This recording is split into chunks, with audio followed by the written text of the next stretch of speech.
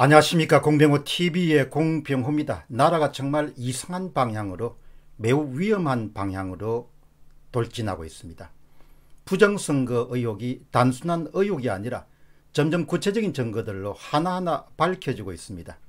이런 상황에서 이인영 더불어민주당의 원내대표는 헌법을 개정하려는 움직임을 구체화하고 있습니다.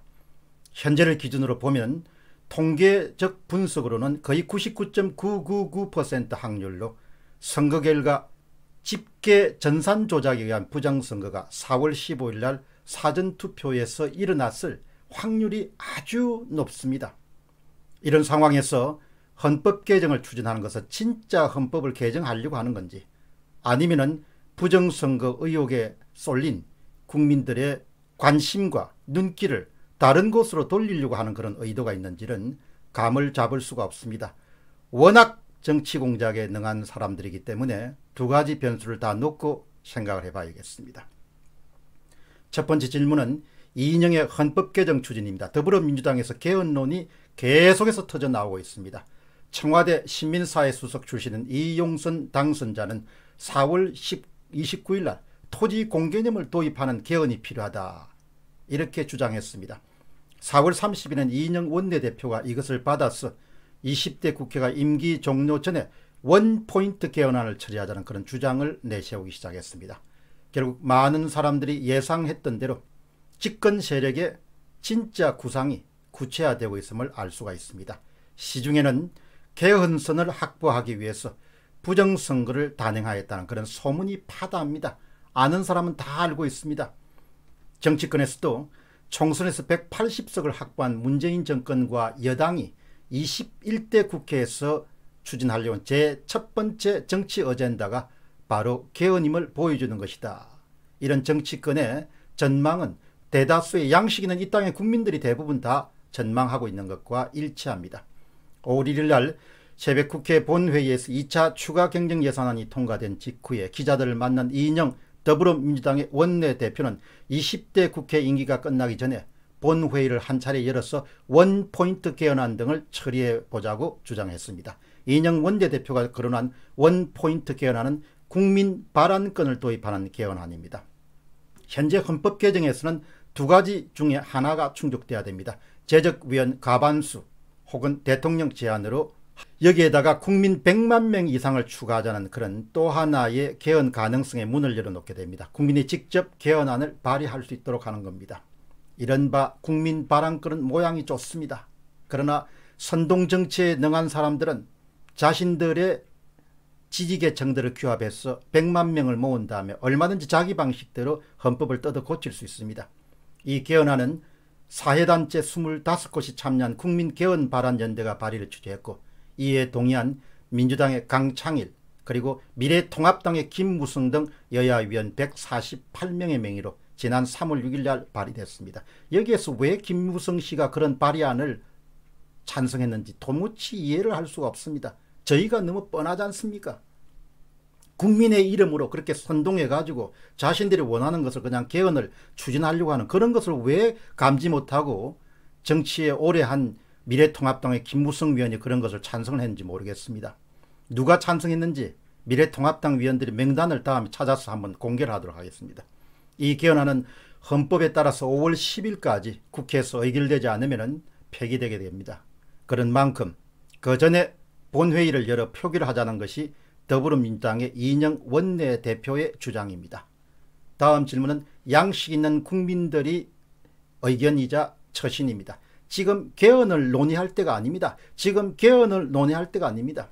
그냥 주장이 아니라 선거 결과 집계 과정에서, 특별히 사전선거 결과의 집계 과정에서 전산 조작을 통해서 전국적인 차원에서 부정선거가 자행되었을 가능성이 매우 높습니다. 그것은 과학적으로, 통계적으로 증명이 되고 있습니다. 증거가 어디 있냐?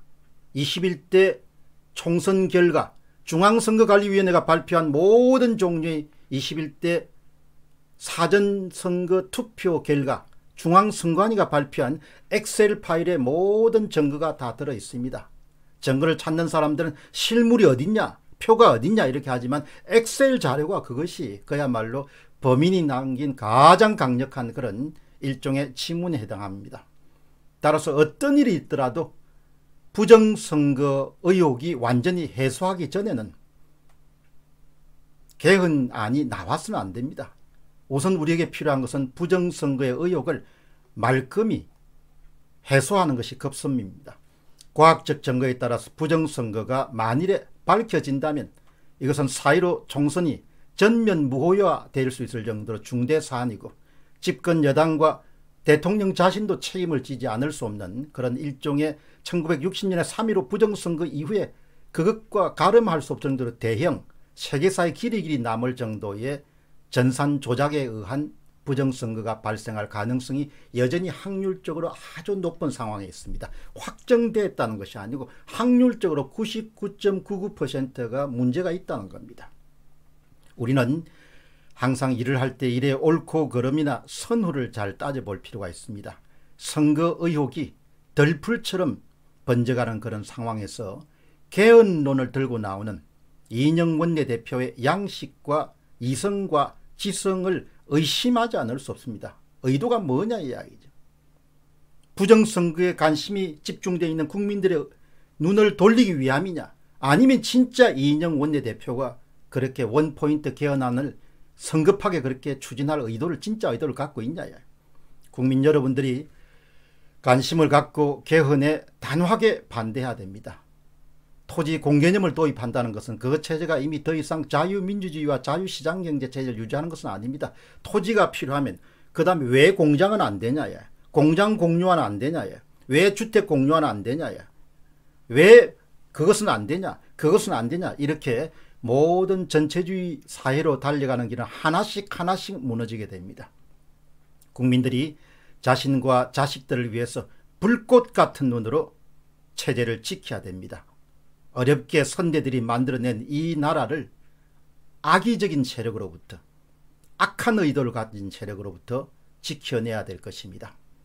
이렇게 많은 사람들이 부정선거에 대한 의혹을 갖고 불만을 토로하는데 불구하고 집권 여당은 일체 이 부분에 대해서 언급을 하지 않습니다.